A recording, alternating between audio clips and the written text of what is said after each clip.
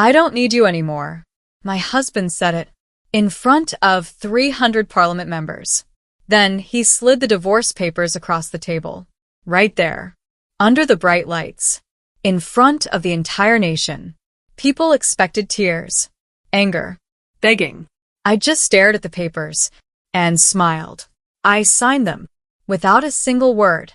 Everyone thought the Prime Minister had just freed himself from a useless wife. They were wrong, because 1 week later, something happened that made even him forget how to breathe. My name is Elena Carter. I am 41 years old, and 1 week ago, my husband became the Prime Minister of our country. Everyone saw him as a self-made leader. Strong, brilliant, charismatic. But the truth is, his story didn't begin on a political stage. It began in a small apartment with unpaid bills and a dream nobody believed in, except me. When I met Adrian, he was passionate but invisible. He had speeches full of ideas but no audience, plans but no support, ambition but no path. People laughed at him. They said politics was for powerful families, not ordinary men. I didn't laugh. I listened, and slowly, I started helping. At first it was small things. Editing his speeches late at night, correcting words, changing tone, teaching him how to speak, so people felt hope instead of pressure. Then it became more. I organized meetings, connected him with local supporters, handled invitations, prepared debates. He stood in front of crowds. But behind every speech, every strategy, every victory, was me, quietly working in the shadows. And I never asked for credit, because he was my husband, and his success felt like ours. Years passed. Local council became regional office. Regional office became national attention. Our home turned into a campaign headquarters. Phones ringing all night. Volunteers coming and going. Journalists waiting outside. Adrian changed slowly. Not suddenly. Just little things. He spoke less at home. Smiled more for cameras than for me. Started saying my campaign instead of our campaign. I noticed, but I ignored it. Because power changes people, right? And I believed love stayed stronger than ambition. I was wrong. Election season arrived. The biggest campaign of his life. Crowds chanting his name. Posters everywhere. News channels calling him the future of the nation. The night before the final debate, he was nervous. His hands were shaking. He looked at me and said, "Without you, I wouldn't be here." I smiled. I truly believed he meant it. That was the last time he ever said something like that. Election night came. The results appeared one by one. District after district turned in his favor. Supporters screamed. Fireworks exploded outside. And then, the announcement. Adrian Carter, elected Prime Minister. The hall erupted. People crying. Celebrating. Cameras flashing endlessly. I stood beside him, proud, exhausted, happy. I thought this was the beginning of our best chapter. I didn't know. It was the moment I was about to disappear from his story. 3 days later, he invited me to attend a private celebration inside Parliament. Important ministers, party leaders, foreign diplomats. Everyone congratulated him. But something felt strange.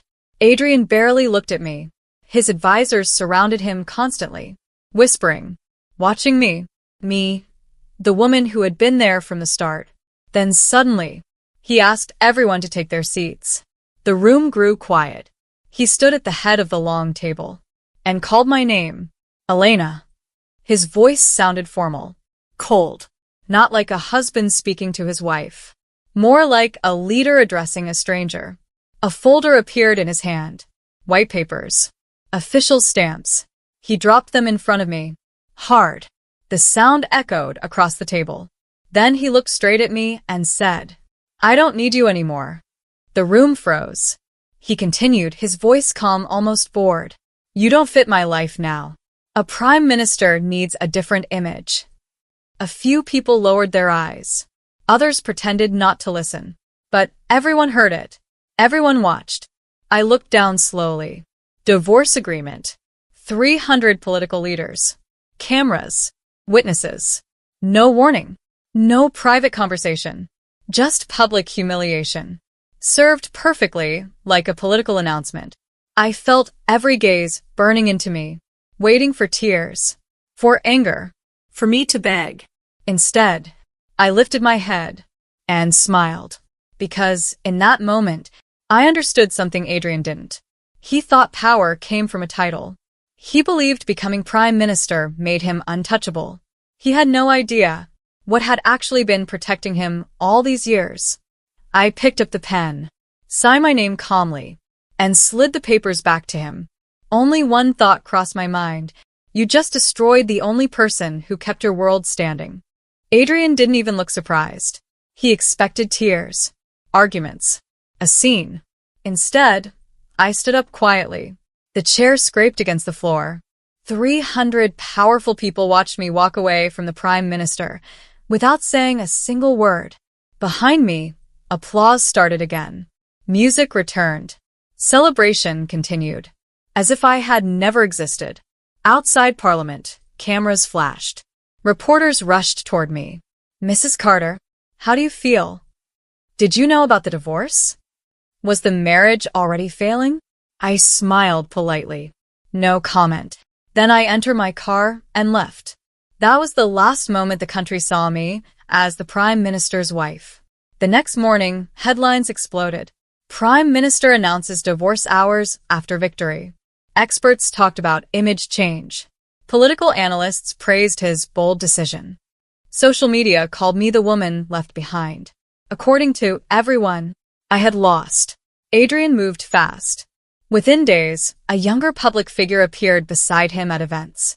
New advisors, new stylists, new inner circle, people who had never seen the years of struggle, people who arrived only after success.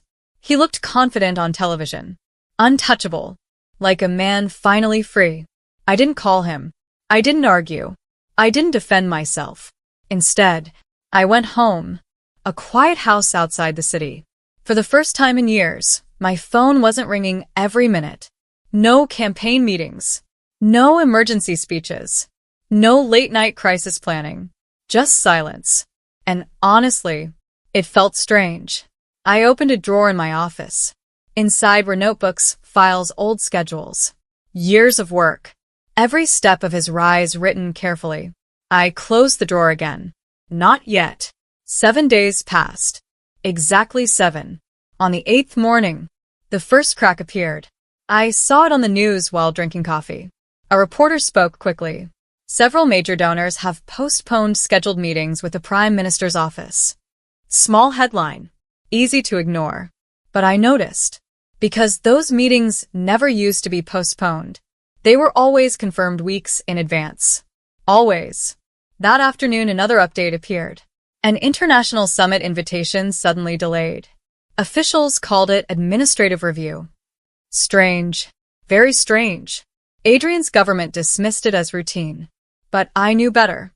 Things don't become routine problems overnight. They begin quietly, like dominoes tipping one by one. 2 days later, another report. A senior party member resigned unexpectedly. No explanation. Just a short statement about uncertainty within leadership operations. Political commentators looked confused.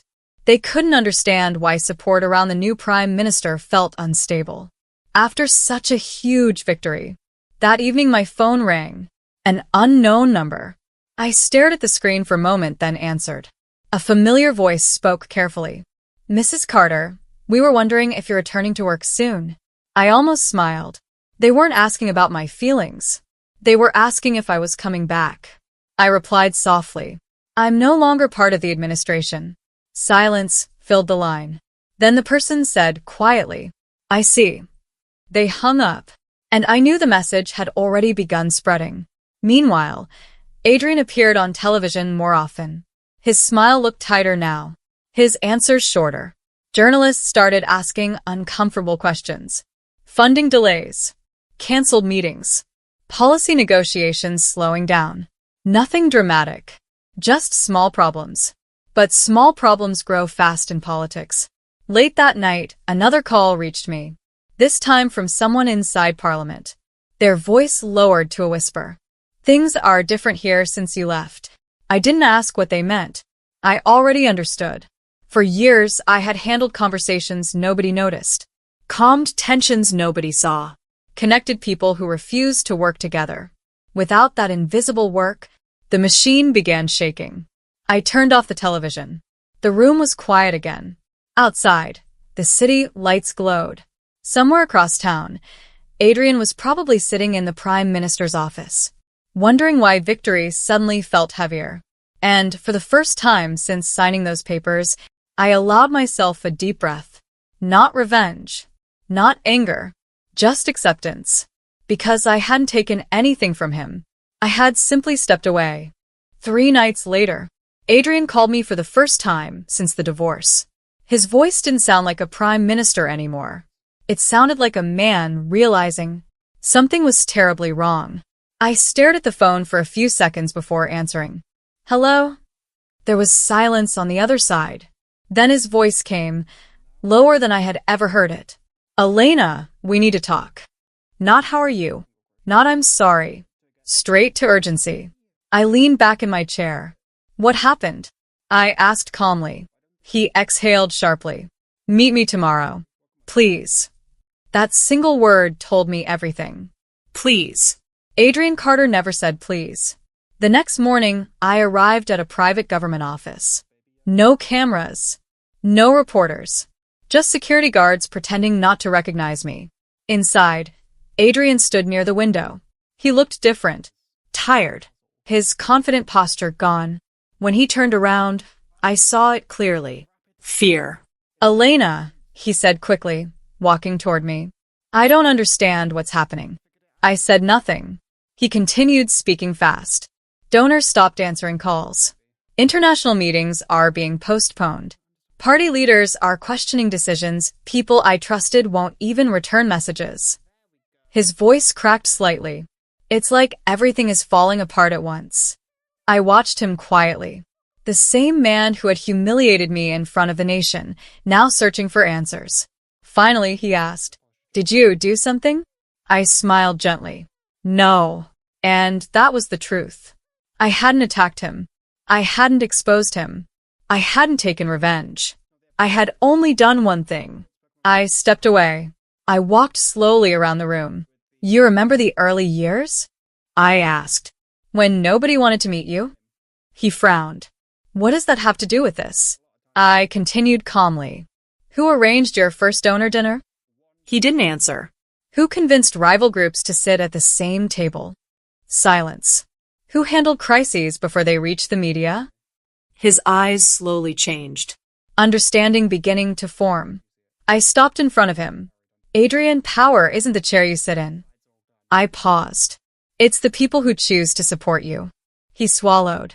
Realization hit him. You were handling all of that? I didn't reply. Because deep down, he already knew. For years, I had built relationships. Not contracts. Trust.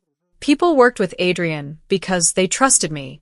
When he divorced me publicly, they didn't punish him. They simply stepped back. And without those invisible bridges, his leadership stood alone. He ran a hand through his hair. This can be fixed, he said quickly. Come back. Work with me again. We'll make an announcement, I raised my hand gently, stopping him. No. The word landed heavier than any accusation. His face fell. Elena, I didn't mean. You meant every word, I said softly. I don't need you anymore. The same sentence he once used, now returned calmly. Not with anger, with peace. I moved toward the door. Before leaving, I turned back one last time. You didn't lose power because of me, I said. You lost it because you forgot who stood beside you before the world started applauding. His shoulders dropped. For the first time since becoming Prime Minister, he looked small, human. Weeks later, the news changed. Political allies withdrew support. Party leadership demanded restructuring. Commentators called it unexpected instability. No scandal. No dramatic revenge. Just slow, unavoidable collapse. And I watched it all from afar. Quietly. Free. I never returned to politics. I opened a foundation, helping young leaders learn something Adrian never understood. Leadership isn't built alone, and loyalty is not weakness. Sometimes people ask me if I regret helping him rise. I always smile, because the truth is, I didn't lose anything that day in Parliament. I simply stopped carrying someone who believed he had learned to walk alone.